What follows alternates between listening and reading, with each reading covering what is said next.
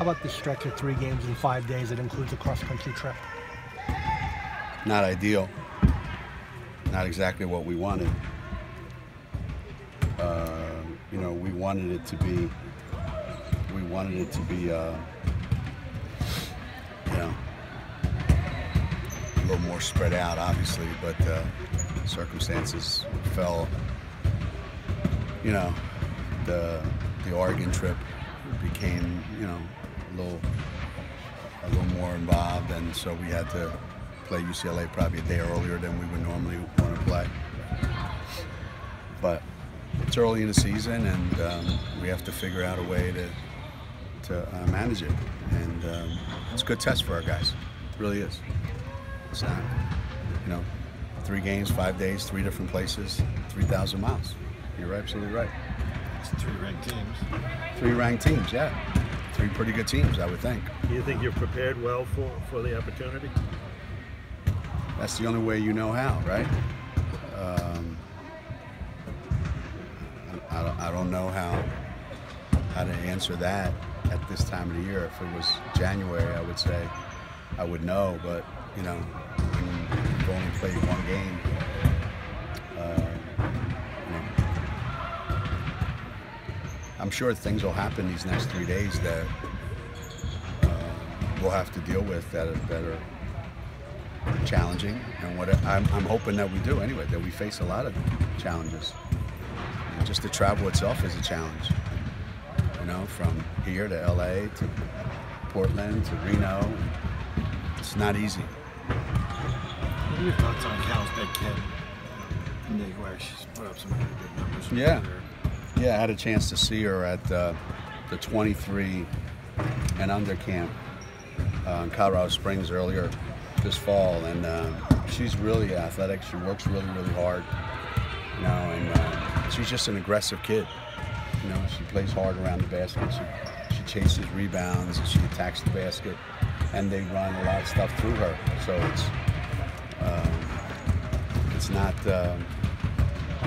not an easy task, you know.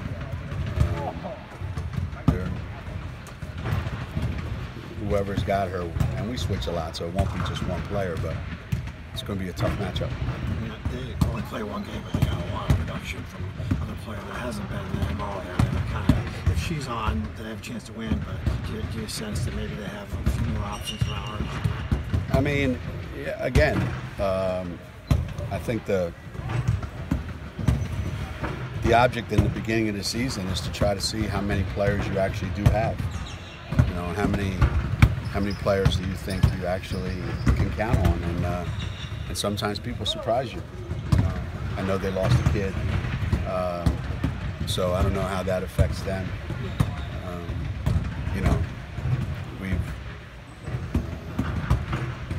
I don't think we've played Cal since Madison Square Garden. What year was that? 13, 14. 2014, 15. I don't think any of the kids that are on this team were around then. I don't know if they are or not. No. So it's a whole new group, and I'm sure they'll want to. I'm sure they have a better idea of what we're going to do than we have of what they're going to do. My guess. How have they been practicing this week? We took a couple of days off, which was good, and you know, we went Wednesday, Thursday, and they've been two pretty good days. So I don't know. We played pretty well with a couple of bad days of practice against Stanford. Now we have a couple of good days of practice, and we'll see what that does for us. Where's Batula? Is she getting closer? She's done a couple shooting drills with us. She hasn't done any contact. We still don't know when that'll be. I think it's just going to be when she's going to respond. You know, she's still playing with a soft cast on her knee now, but all we can do is take it day by day. You've had these cross-country flights before. How do you kind of manage that in terms of keeping them fresh and ready to go? I mean, there is no easy way, really. You know, ideally you get out there and have a couple days to get settled in, and then you play. But you know, we get there on Monday and we practice Monday afternoon and we play Tuesday night. So I don't know. I'm sure there'll be some side effects. I just don't know what they're going to be. And I think the rest of the trip will be fine because we'll be out there for, you know, a whole week. So that part's not the toughest part. Is, you know, playing Sunday and then playing Tuesday. And it's not like Sunday's game is a game that we don't even have to prepare for. You know, it's not one of those games where you just show up and. So it's as much mental as it is physical, I'm sure. How about signing Olivia?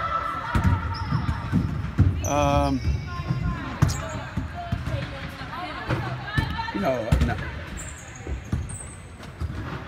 you never, you never know about recruiting.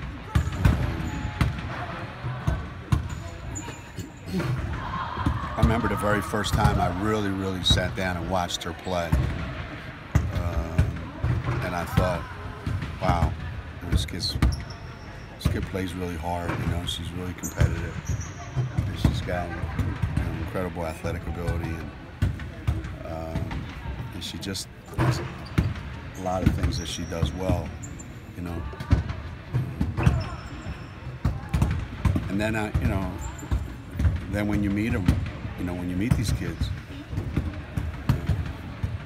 sometimes it makes you question, and other times it just adds to it. And she's like one of the nicest kids we've ever been involved with in recruiting.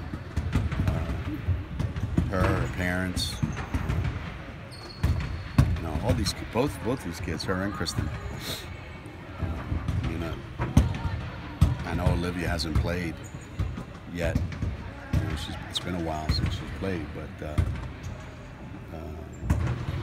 she's a little bit like Azure as a person, you know, just laid back, kind of easygoing, nice kid, and just a really talented kid who's not your average stick him in the low post and forget about him. You know, she's a basketball player.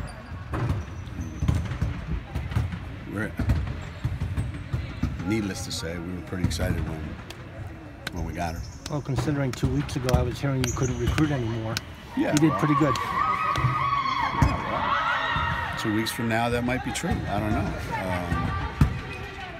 And we haven't lost a close game yet, so, you know, the fact that we can't win close games hasn't come up in about a week.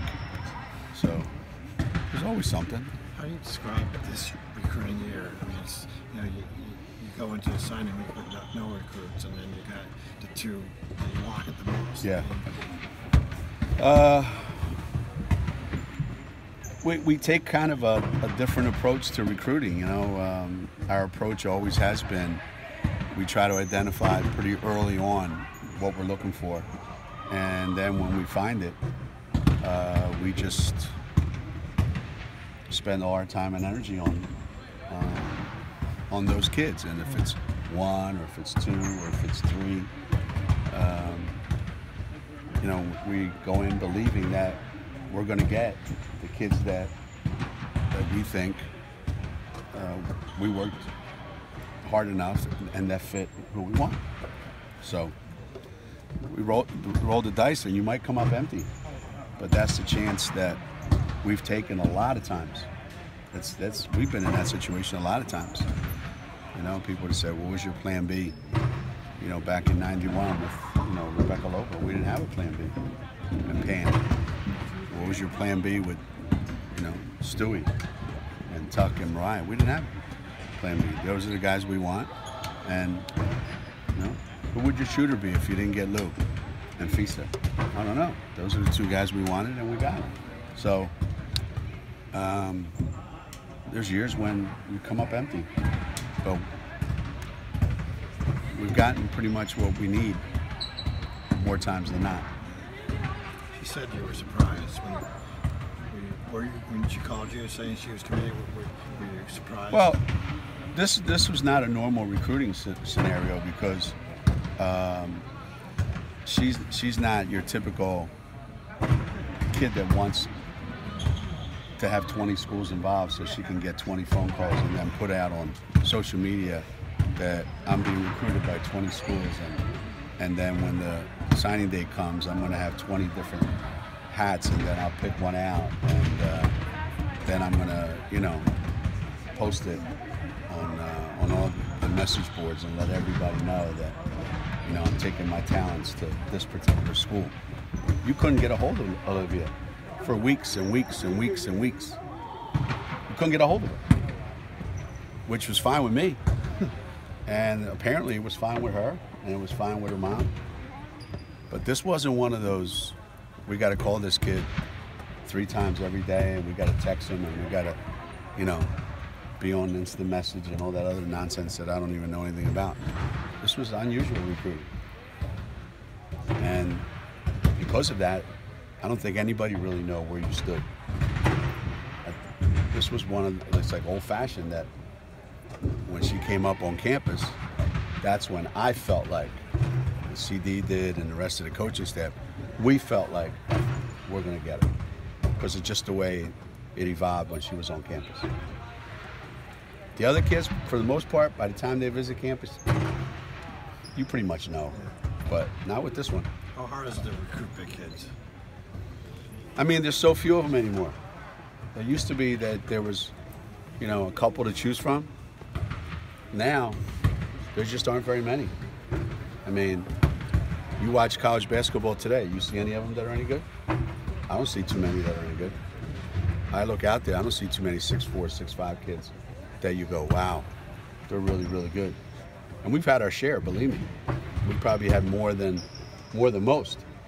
So we've gotten a bunch.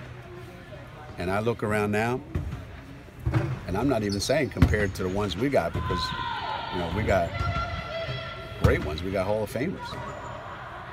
I just don't even see, you know, kids, period. So it's hard because you don't have a lot to choose from. And but the neat thing about it is if you do get one, then it's not like there's seven others that went to 7 other schools. If you got 1 or 2, it's a pretty good chance you're one of the few schools that got one. So that's a little bit different. That's a little bit different. There you have it. Does Gabby seem a little different this year? Is she more mature, more complete?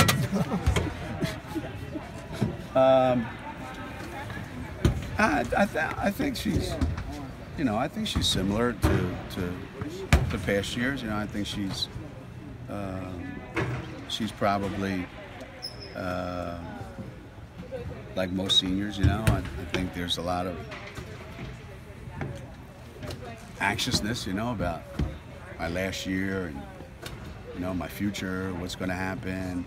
I think there's a lot of that, just like I'm sure there is with Kia, just like there was with, you know, Sanaya and the 3 guys before her. It's just always there, their senior year, and you got to try to block it out and just try to focus on what we're doing and how we're doing it and have some fun. And so far, you know, it's been pretty good, but I know she wants to have a great year. I just hope she doesn't put so much pressure on herself that she tries so hard to make it great that she gets in her own way. So that's what I'm going to try to help her with.